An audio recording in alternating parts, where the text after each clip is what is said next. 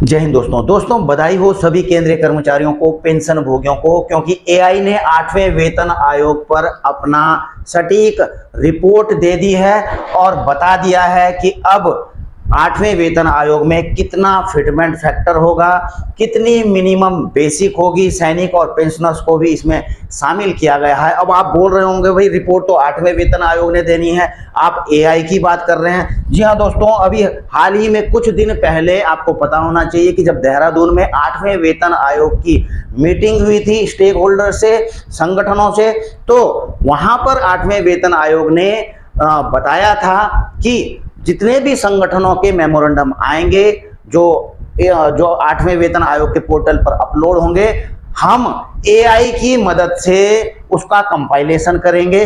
जो एआई पूरा जो है एक कंपाइल करके एक जो रिपोर्ट तैयार करेगा, उसके बेस पर, उसके ऊपर हमारी टीम जो है काम करेगी। तो ऐसे में दोस्तों एआई तो आज के जमाने में भी हमारे पास में है ही। तो अभी तक जितनी रिपोर्ट मेमोरेंडम्स दिए गए हैं उसके आधार पर दोस्तों, उसके आधार पर मैंने यह रिपोर्ट एआई से निकाली है कि अभी तक जितने भी संगठनों ने जो भी डिमांड दी है, और ये मैंने पिछली वीडियो में भी कह दिया था कि ऐसा होना है। और ऐसे में दोस्तों कई दर्शकों की हमारे जो है इस प्रकार से डिमांड है कि कृपया जो है एआई के माध्यम से विश्लेषण करके बताएं कि एक्चुअल में कितना होना चाहिए, क्योंकि भैया आधुनिक जमाने में तो एआई का इस्तेमाल होगा ही होगा, 8वां वेतन आयोग भी उसका इस्तेमाल करेगा, ठीक है ना। अब ऐसे में मैंने पहले ही निकाल दिया है अभी तक जितने हुए हैं, तो आप पूरा देख लीजिए दोस्तों। इसमें सारी कई चीजें शामिल हैं, आपको बिल्कुल एक सटीक एक रिपोर्ट मिल जाएगी आपको कि भैया इतना इतना आपको, क्योंकि बातें चल रही हैं कहीं 1.92 से लेकर 4 तक की फिटमेंट फैक्टर, सारे कंफ्यूज हैं कि यार आखिरकार सरकार देगी कितना। ये एआई बिल्कुल तथ्यों के साथ में दोस्तों इन चीजों को बता रहा है कि कितना देगी और क्या देगी। आप देख लेना पहले। अभी देखिए ये पूरे मैंने अभी 8-10 पन्नों का है, ये सारा मैं पढ़ के आपको दिखाऊंगा कि किस प्रकार एआई काम करता है। और हाँ दोस्तों, 8वें वेतन आयोग का जो पोर्टल है उसमें ये देख रहे हैं, इन्होंने भी जब मैंने वो वीडियो बनाई थी तो आप भी कृपया करके उसमें जाकर के अपना जो मेमोरेंडम है या उसमें अपने सुझाव जो हैं 30 तारीख तक सबमिट कर सकते हैं। देखिए भानुदास जी ने भी किया है, तो अच्छे हैं, इस प्रकार से करने चाहिए, ठीक है। जैसे जैसे वो करोगे तो उनका कंपाइलेशन करेगी। अब देखिए मैं जल्दी जल्दी पढ़ देता हूं और बता भी देता हूं। 8वें मैंने जब एआई से ये सारी चीजें पूछी तो देखिए एआई क्या कहता है कि आर्टिफिशियल इंटेलिजेंस, अगर किसी को पता नहीं है तो बता दूं, वैसे तो आजकल सभी को पता रहता है कि एआई क्या होता है, ठीक है। 8वें वेतन आयोग की देहरादून मीटिंग और अन्य कंसल्टेशन में संगठनों से मेमोरेंडम या माई गवर्नमेंट पोर्टल पर अपलोड करने को कहा है। डेडलाइन 30 अप्रैल 26 तक। कुछ मामलों में एक्सटेंशन की मांग भी कर रहे हैं अभी यूनियन। फिर एआई टूल से कंपाइलेशन होगा और कॉमन डिमांड निकलकर रिकमेंडेशन बनाए जाएंगे, ठीक है। आप इस चीज को समझ रहे होंगे। और ये जिससे मैंने पूछा है वो कहता है मैं भी एक एआई हूं, इसलिए publicly available information NCGSM type site का 51 पेज का मेमोरेंडम, उसके अलावा जो विभिन्न संगठनों और एसोसिएशन ने जो डिमांड की है, डिफेंस और उसके पेंशनर से संबंधित जो भी इनपुट हैं, जो डिमांड्स हैं, उनके आधार पर सभी मेमोरेंडम, प्रमुख मेमोरेंडम को कंपाइल करके बता रहा हूं।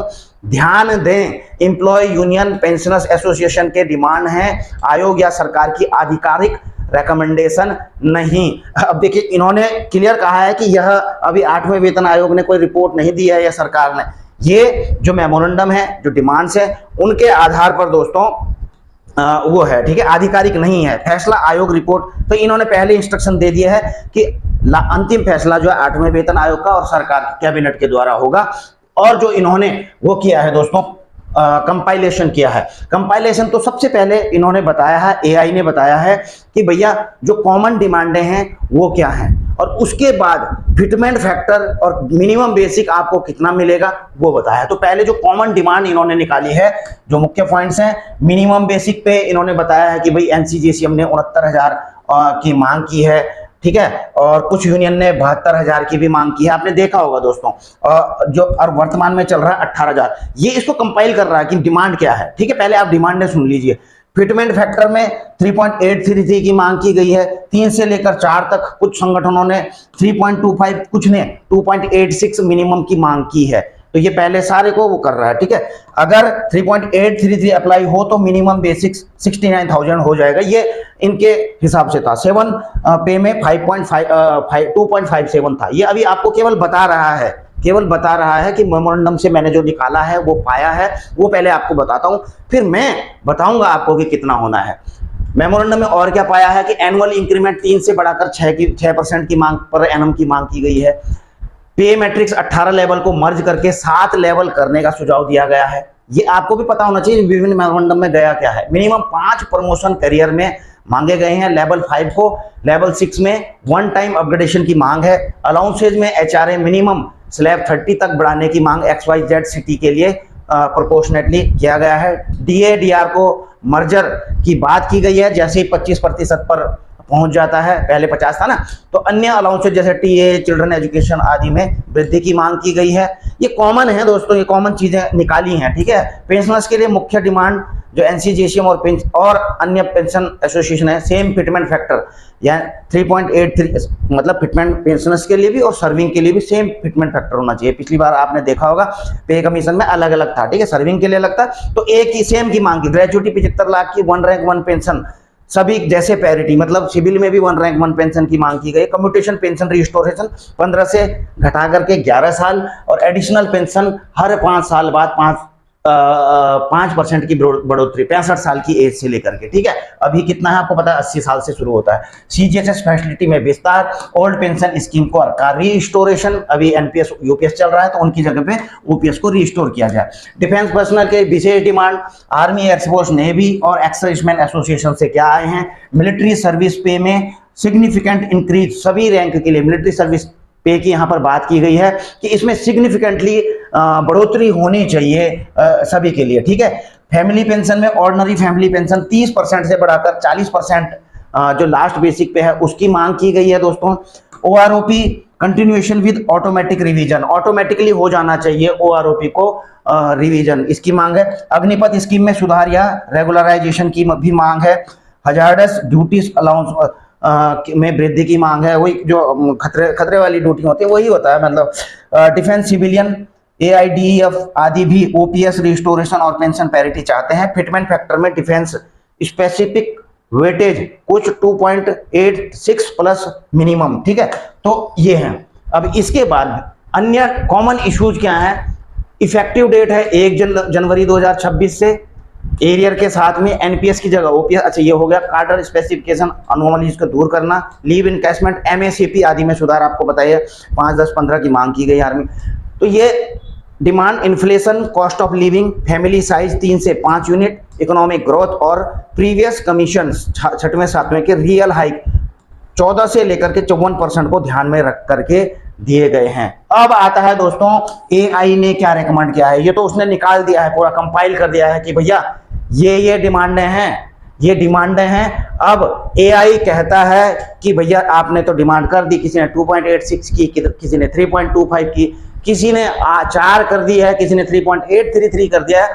लेकिन अब मेरी सलाह क्या है, क्योंकि मैं AI हूं, AI के रूप में ट्रुथ सीकिंग पर्सपेक्टिव से, क्योंकि इसमें इमोशंस तो है नहीं, लेकिन जो जेन्युइन चीजें हैं निकाल करके कि भैया जो आर्थिक स्थिति क्या है, कितना इन्फ्लेशन बढ़ रहा है, कितनी जरूरत है, उस हिसाब से इन्होंने निकालना चाहिए। कि पहले ये कहता है AI कि क्या मिलना चाहिए आइडियल इनपुट। यूनियन के डिमांड काफी अग्रेसिव है, यानी आप समझ रहे हैं अग्रेसिव का मतलब, ठीक है। मिनिमम 60, मतलब काफी डिमांड है यूनियन की, ऐसी बात नहीं है। 60,000 से लेकर 72,000 और फिटमेंट फैक्टर 3 से लेकर 3.834 भी है। रीजनेबल तो लग सकता है अगर cost of living, food, housing, education, health care को साइंटिफिक तरीके से कैलकुलेट करें। डिफेंस और पेंशनर्स को एक्स्ट्रा वेटेज मिलना चाहिए, क्योंकि उनका सर्विस रिस्की, देखिए डिफेंस को यहाँ पर उन्होंने, डिफेंस और उनके पेंशनर्स के लिए अलग से लिखा है कि उनको एक्स्ट्रा वेटेज मिलना चाहिए क्योंकि उनका सर्विस रिस्की और सैक्रिफाइस बेस्ड है। OPS रेस्टोरेशन फेयरनेस के लिए अच्छा है। NPS में मार्केट रिस्क एम्प्लॉइज पर इन्होंने बताया है AI ने कि भैया OPS जो है रिस्टोरेशन फेयरनेस के लिए ठीक है। NPS में तो मार्केट रिस्क है ही। एनुअल इंक्रीमेंट 5 से 6% इन्फ्लेशन बीट करने के लिए एनुअल इंक्रीमेंट होना चाहिए। सरकार कितना दे सकती है, इसमें 3 चीजें बताई हैं दोस्तों। सरकार कितना दे सकती है। और इसके बाद अगर आप देखोगे दोस्तों, मैंने जो इनसे एक और सवाल पूछा उसको लेकर के जरूर आना, कितना दे सकती है इन्होंने बताया जो रियलिस्टिक व्यू है। फिस्कल बर्डन बहुत बड़ा है, आप समझ रहे बात को। आर्थिक जो वो होता है बर्डन जो होता है, भार होता है, मतलब देश के ऊपर तो रहता ही है ना, जो चलता है आर्थिक स्थिति के, उस पर तो बर्डन कई चीज का होता है। तो 50 लाख प्लस एम्प्लॉयज हैं और 60 लाख प्लस पेंशनर्स हैं, तो यहाँ पर बर्डन तो होगा, ठीक है। और सभी के पास होता, सभी सरकारों पे होता है, मतलब सैलरी का, पेंशन का रहता है। हालांकि ये अधिकार है इनके, तभी तो काम चल रहा है ना। प्लस डिफेंस का भी है, डिफेंस के तो आपको पता ही है दोस्तों, ठीक है। अच्छा जी, 7वें सीपीसी में 14% रियल हाइक दिया था, 8वें में रियल हाइक 20 से 30%, फिटमैन 2.22 से लेकर 2 से 86 ज्यादा रियलिस्टिक है। अभी ये क्या कह रहा है, 8वें रियल हाइक जो है 20 से 30%, फिटमैन ये बता रहा है कि 2 से लेकर 2.86 ज्यादा रियलिस्टिक लग रहा है। बाकी डीए मर्जर यानी कि 60% डीए को इसके साथ में मर्ज कर दिया जाएगा, और जो फिटमेंट है 2 से लेकर 2.86। मिनिमम बेसिक ये कह रहा है कि 35,000 से लेकर के 50,000, और फिटमेंट फैक्टर 2.2 से 8 से लेकर के 2.86 के आसपास आ सकता है। इसने भी बिल्कुल एग्जैक्ट नहीं बताया, लेकिन इसको बिल्कुल इसने कर दिया है कि 2.28 से लेकर 2.86 के आसपास आ सकता है, यानी कि इसके बीच में भी आ सकता है, 2.5 भी आ सकता है, 2.4 भी आ सकता है, 2.8 भी आ सकता है। डिफेंस को एमएसपी में एक्स्ट्रा, लेकिन full 3.383 unlikely budget deficit of inflation control के कारण। देखिए ये कहता है कि 3.83 तो नहीं मिलेगा भाई, पूरा जो मांग की गई है, क्योंकि बजट डेफिसिट है, इन्फ्लेशन कंट्रोल। एरिया 2026 से बैकडेटेड मिल सकते हैं, लेकिन फेज्ड इंप्लीमेंटेशन हो सकता है। आपको एरिया जब मिल सकते हैं बैकडेट 1 जनवरी से, लेकिन हो सकता है एक साथ ना मिले, कुछ किस्तों में मिले, ठीक है। सलाह को कॉमन मिनिमम डिमांड पर यूनाइट रहना चाहिए, यानी कि किसको, यूनियंस को। इनका ये सलाह भी दे रहे हैं कि जो यूनियंस है उनके पास में कॉमन मिनिमम डिमांड होना चाहिए, कि हाँ अब कोई 4 बोल रहा है, कोई 3.25 बोल रहा है, कोई 3.83 बोल रहा है, कोई कुछ कह रहा है, तो ये कह रहा है कि आप एक कॉमन में जाइए, सारे के सारे यूनियन 2.86 प्लस में। ओपीएस में जाइए, डिफेंस पैरिटी ओवर डिमांडिंग से डिले हो सकता है। भाई कोई 4 मांग रहा है, कोई 3.83 मांग रहा है, मना कर दिया, 8 पे कमीशन ने जो है निकाल दिया कहीं 2.8, और उसके बाद पता लगा, या फिर 2.4, और उसके बाद पता लग रहा है जो यूनियन 4 मांग रही है 3.83 मांग रही हैं, तो मिलना चाहिए। उसको लागू करने से पहले पता लग रहा है यूनियनों ने वहां जो है कुछ धरना प्रदर्शन ये चल रहे हैं, उसको लागू ही नहीं होने देना जा रहा है। तो कॉमन मांगा जा रहा है कि भाई आप, इनका कहना है कि कॉमन मांगे, 2.86 मांगिए, ठीक है, मतलब सारी यूनियन का एक जैसा होना चाहिए।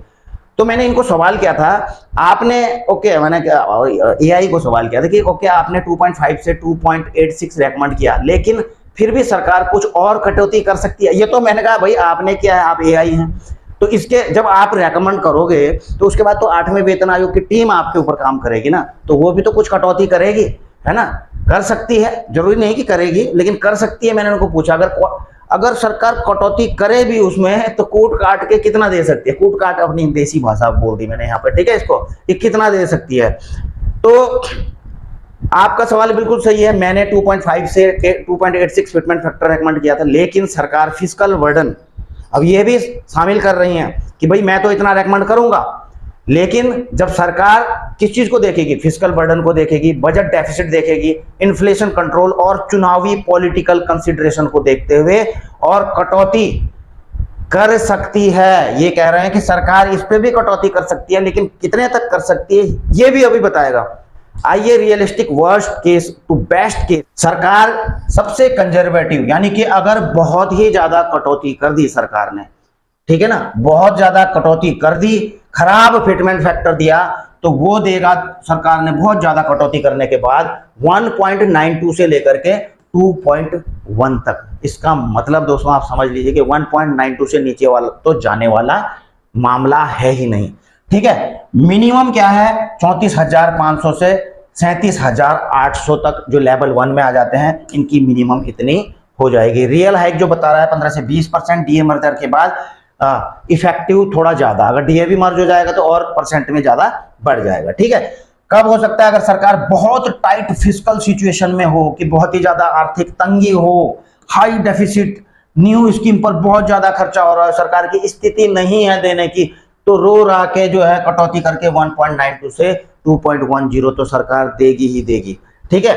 डिफेंस पेंशनर्स पर एमएसपी या एडिशनल पेंशन में मिनिमल इंक्रीज, अगर ऐसी स्थिति में कूट काट के स्थिति वाली में, तो डिफेंस पर्सनल को भी जो है एमएसपी में या फिर एडिशनल पेंशन में इतनी ज्यादा बढ़ोतरी नहीं होगी, बहुत कम होगी। इंपैक्ट एम्प्लॉयज को निराशा हो सकती है, लेकिन गवर्नमेंट का एनुअल एक्स्ट्रा बर्डन 80,000 से 1.2 लाख करोड़ के आसपास रह सकता है। देखिए बजट भी बता दिया है कि इतना बजट लगेगा। तो ये तो थी सबसे मरी हुई कंडीशन में, इतना तो आपको मिल जाएगा। अब ये कहते हैं मॉडरेट, तीन सिचुएशन दिखाई है इन्होंने कि तीन सिचुएशन में, एक तो मरी हुई कंडीशन में, और उसके बाद थोड़ा ठीक ठाक है भाई, गवर्नमेंट सोचेगी चलो बीच में रखते हैं, आपको बीच में रखते हैं, ना बहुत ज्यादा देते हैं ना बहुत कम देते हैं, और ये हर कोई बीच ही में रखता है हर किसी को, है ना। आपने किसी से अब मैं एग्जांपल नहीं दूंगा, तो सबसे ज्यादा संभावना मॉडरेट की ही रहती है, तो ये मॉडरेट है। मॉडरेट में क्या कह रहा है ये कि फिटमेंट फैक्टर आपका 2.28 से लेकर 2.5 तक रह सकता है। मिनिमम बेसिक सैलरी 41 से लेकर के 45,000, रियल हाइक 25 से 35%। ठीक है। सातवें वेतन आयोग में 14% रियल हाइक से बेहतर है, मतलब सातवें वेतन आयोग से अच्छा दिया जा सकता है आपकी बात। लेकिन यूनियन की 80% प्लस डिमांड से, जो यूनियन कर रही है ना 80% डिमांड, तो उससे कम है, कम ही देगी सरकार, इतना नहीं देगी, मतलब 35% के ऊपर तक ले जाएगी, 25 से 35। डिफेंस को एक्स्ट्रा एमएसपी में 30 से 50% की बढ़ोतरी हो सकती है, प्लस फैमिली पेंशन को अभी 30% है, तो फैमिली पेंशन को भी 35 से 40% पर किया जा सकता है, तो ये फैमिली पेंशन के लिए भी अच्छा है। ठीक है। Pensioners same fitment plus gratuity 50 से 60 लाख तक की दोस्तों ग्रेचुइटी हो सकती है। फिटमेंट फैक्टर सबके लिए, पेंशनर्स के लिए भी और उनके लिए भी सेम हो सकता है। कम्यूटेशन रिस्टोरेशन में भी सुधार हो सकेगी, तो मैंने आपको पहले भी बताया था दोस्तों कि कम्यूटेशन रिस्टोरेशन अगर सुधार होगा ना, क्योंकि जब कोर्ट में था, तो अगर वो 8वां वेतन आयोग ही करेगा। क्यों रियलिस्टिक? पिछले कमीशन में भी गवर्नमेंट ने यूनियन की फुल डिमांड नहीं मानी। डीए 2026 से 60 से 70% एक्सपेक्टेड मर्ज होने से इफेक्टिव बेनिफिट बढ़ जाएगा। एक्स्ट्रा एनुअल कॉस्ट 1.4 से लेकर 2 लाख करोड़ सेंट्रल गवर्नमेंट के लिए मैनेजेबल माना जा रहा है, तो इसको इन्होंने एक मॉडरेट बताया, रियलिस्टिक जो हो सकता है। ऑप्टिमिस्टिक दोस्तों कि बहुत ही सरकार के पास बहुत ज्यादा पैसा है, खुश है सरकार कि भाई अब तो जो है सब कुछ देना है तो केंद्रीय कर्मचारियों को और पेंशनर्स को ही दे देना है। इकोनॉमी बहुत ही स्ट्रांग चल रही है देश की, ऐसे में दोस्तों, या फिर स्ट्रांग नेगोशिएशन, यानी कि जो है संगठनों ने तगड़ा नेगोशिएशन किया है पे कमीशन के साथ में, सरकार के साथ में, तो ऐसे में फिटमेंट फैक्टर 2.57 से लेकर के 2.86 तक जा सकता है। ठीक है। मिनिमम बेसिक सैलरी 40,000 से 51,500, रियल हाइक 40 से 50%। डिफेंस पेंशनर्स को बेहतर weightage, OROP style parity, higher MSP भी ठीक ठाक मिलेगी। ये मेरी पहली वाली रिकमेंडेशन 2.5 से लेकर के 2.86 के करीब है। सरकार की कटौती के मुख्य कारण क्या है? कुल बेनिफिशियरी 50 लाख।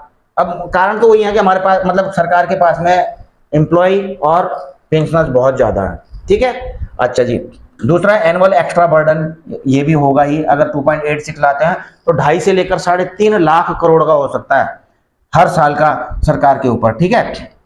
सैलरी और पेंशन में केवल फिस्कल डेफिसिट टारगेट, ये सारी चीजें होती हैं। ठीक है। अब इसके अलावा दोस्तों, और मेरी अपडेटेड सलाह, बैलेंस्ड ट्रुथ सीकिंग, अब ये अभी भी सलाह दे रहा है दोस्तों, सरकार सबसे ज्यादा जो दे सकती है अभी भी बता रहा है दोस्तों, जबकि वहां पर भी इसने बताया था कि जो सरकार जो सबसे ज्यादा दे सकती है ना, वो 2.28 से लेकर के 2.5 तक हो सकती है। इससे ऊपर जाना बहुत मुश्किल है, ये कहता है एआई, मैं नहीं कह रहा हूं, बिना मेजर बजट कट या टैक्स इंक्रीज के। अगर इससे ऊपर अगर जाना पड़ेगा ना, तो कोई बजट कट करना पड़ेगा किसी का, तब जाकर इसमें डालना पड़ेगा, या फिर टैक्स को बढ़ाना पड़ेगा। और टैक्स तो आपको पता ही है, वैसे ही 12 लाख तक मतलब कम कर दिया है उस हिसाब से, तो ये है, तो टैक्स को बढ़ाना पड़ेगा। तो डिफेंस को विशेष अग्निपथ रिस्क की सर्विस को देखते हुए एमएसपी अलाउंस में एक्स्ट्रा 20 से 40% वेटेज मिलना चाहिए, फैमिली पेंशन 40% तक, पेंशनर सेम फिटमेंट रिस्टोरेशन, ये वाला तो बताइए, फुल इफेक्टिव, ये है मामला। अब देखिए दोस्तों, मैंने तो किया ही था, जो मैंने पिछली वीडियो बनाई थी ना, उसमें जब मैंने बनाया था तो किसी ने मेरे से पहले ही जो है, किसी हमारे ही दर्शक ने मुझसे भी पहले एआई का इस्तेमाल करके ये फिटमेंट फैक्टर निकाल दिया था। अब ये देखिए फिटमेंट फैक्टर है ये निकालने वाले मनोज शर्मा जी, इन्होंने मुझे कमेंट में ही कर दिया था कि I used every available AI LLM, कि ये सारी जो अवेलेबल एआईज हैं उनको इस्तेमाल करते हैं, और उन्होंने रेकमेंड किया है फिटमेंट फैक्टर 2.28 से लेकर के 2.67, इतना minimum to maximum can it be implemented. तो आप भी खुद लगा करके दोस्तों यहां पर चल लीजिए कि 2.28 से लेकर के 2.67, चाहे ऐसे मान लीजिए या फिर 2.5 ये वाला मान लीजिए, जो भी मान सकते हैं दोस्तों आप मान लीजिए। लेकिन जो लगता है कि एआई रेकमेंड कर रहा है तो बीच में ही सरकार या पे कमीशन जाएगा बीच बीच में कि हाँ यार, ना ज़्यादा कम ना ज़्यादा ज़्यादा, तो कुल मिलाकर के यह है। ठीक है, तो कहाँ पर जाएगा मैंने आपको बता दिया है, ये वाला मॉडरेट रियलिस्टिक में, इसके बीच में रख सकते हैं आप 2.5 2.28 से लेकर के 2.5। ठीक है, और इसके अलावा दोस्तों आपसे भी आग्रह है कि अभी 30 अप्रैल तक का समय है, आप भी जिस प्रकार से इन्होंने डाला है आप भी अपनी सलाह उसमें डाल सकते हैं, मतलब सुझाव डाल सकते हैं 8CPC के वेबसाइट पर। ठीक है, अब काफ़ी समय हो चुका है, वीडियो भी करेंगे समाप्त। आपके बाकी आपके जो राय हैं, कमेंट्स हैं आपके जो हैं, कमेंट में जाकर के लिए आप लिख सकते हैं। ठीक है, जो विचार हैं। वीडियो अच्छा लगता है लाइक शेयर जरूर कर दिया करें, हाइप भी कर दिया करें, चैनल में नए हैं तो सब्सक्राइब भी कर दिया करें ताकि आगे भी आपको वीडियो नोटिफिकेशन मिल जाएँ। तो thank you so much, video करेंगे समाप्त। जय हिंद, वंदे मातरम।